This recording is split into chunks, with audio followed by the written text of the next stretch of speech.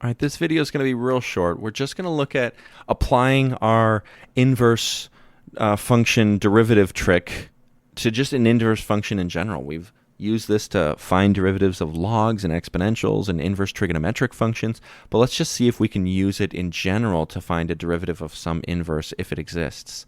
So we're going to say that we've got some inverse function. Notice I'm writing it a little bit weirdly with the notation. X equals f inverse of y. And we want to find dx over dy. This is like x prime, but it's the derivative of this thing with regard to the input variable. Hang with me, don't worry. And if we know that the regular function, this is why I'm using that weird notation, because I want y equals f of x, is differentiable at x, then what we can say is that y prime is equal to, maybe I'll write it this way. If y equals f of x, then notice I'm going to be looking at the derivative dx over dy of y equals dx over dy of f of x. Now don't get tricked up here. This is dx over dy.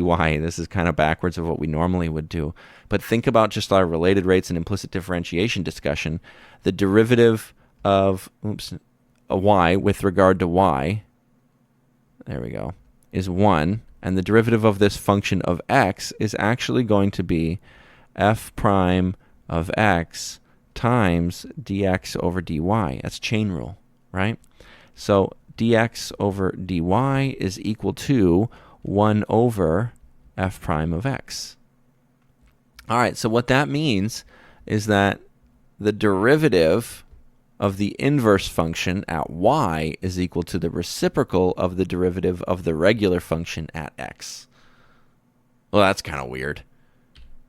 Let's just write this up. If f is some differentiable and one-to-one function, it's got to have an inverse on an interval I, then if we have some x value that's in that interval, and we'll make sure that the derivative is not 0, or else we'd be dividing by 0, then the inverse function is differentiable with this specific derivative.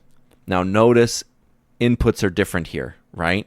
So this is not like the inverse derivative at 3 is really 1 over the regular function's derivative at 3. It's not that necessarily. We're switching the value that we have in there. Before we look at an example, let's just take a look at a limit proof of this, because sometimes students don't love working with this weird notation, dx over dy. But let's do this limit proof. So we have a differentiable and one-to-one function on the interval I, and we're going to look at this specific x value in that interval. Then, if we define y naught to equal f of x naught, then x naught is equal to f inverse of y naught. And that's just by the rule of inverse functions. We also know that since f is a differentiable function at that x value, x naught, then it must also be continuous there. Differentiability implies continuity. And we also know that the inverse function has to be continuous at the corresponding y value, which was y naught. So that's a really nice thing. What we'll notice is that means that or maybe I'll say this.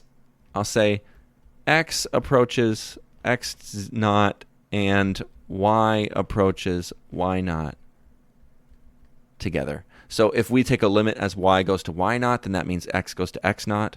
And if we take a limit as x goes to x naught, then that means y goes to y naught, because the function and inverse functions are both continuous and all that kind of good stuff. Also, just a heads up, I'm not saying y naught. I'm saying y and x naught.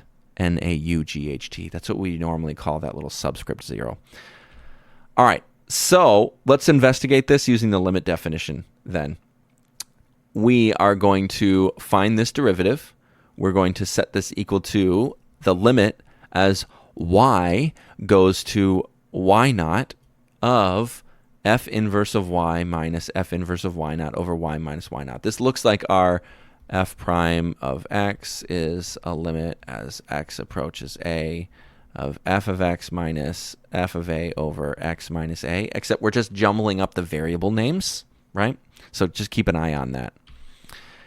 And here's the rest of it. Let's go back a second and let's just maybe make note of a couple things before I jump into too much. By definition, that's x. That's x naught.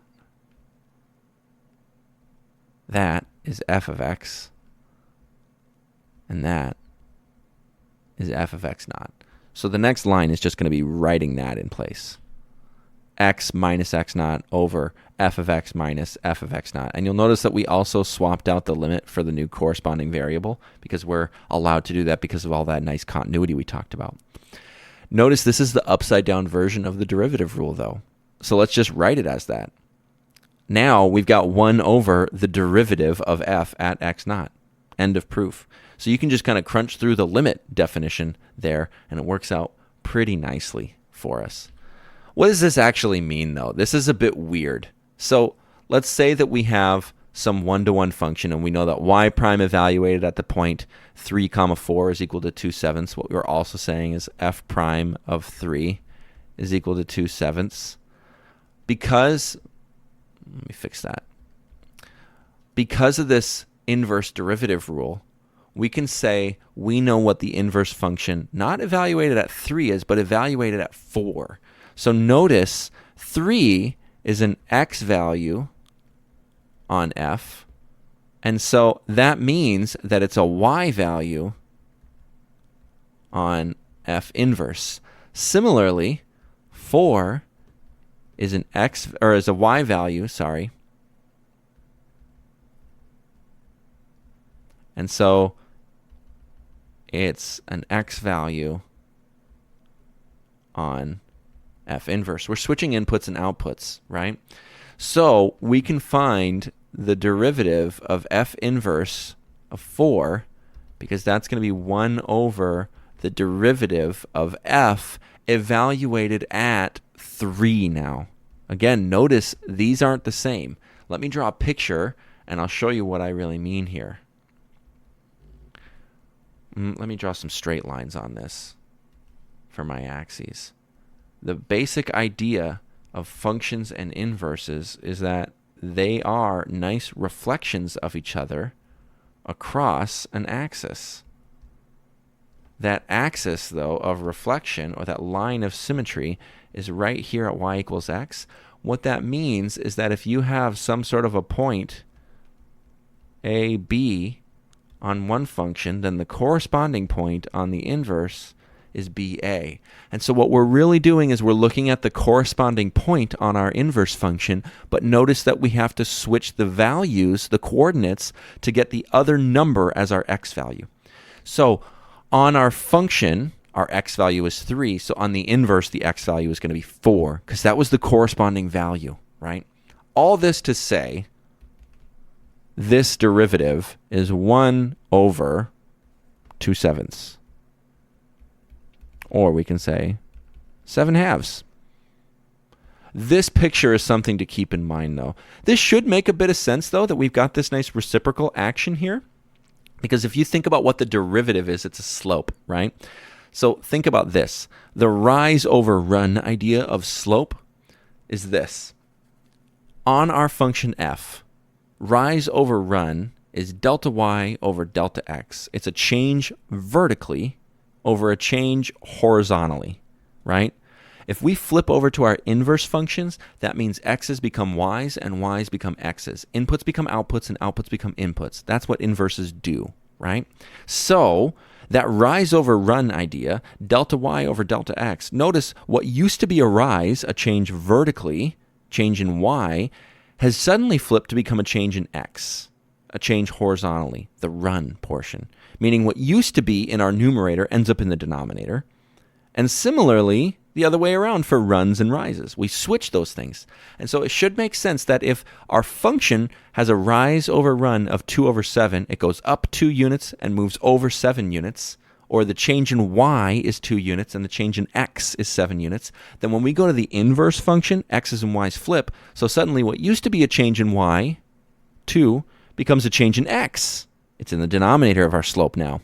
And vice versa for the change in x on the function f, that becomes a change in y on the function f inverse. That's it. That's the whole rule. There's nothing more than that. This conceptually can be a tricky thing, though. I think keeping this picture in mind is really, really helpful so we can see how those coordinates are actually just flipping here. No big deal outside of that.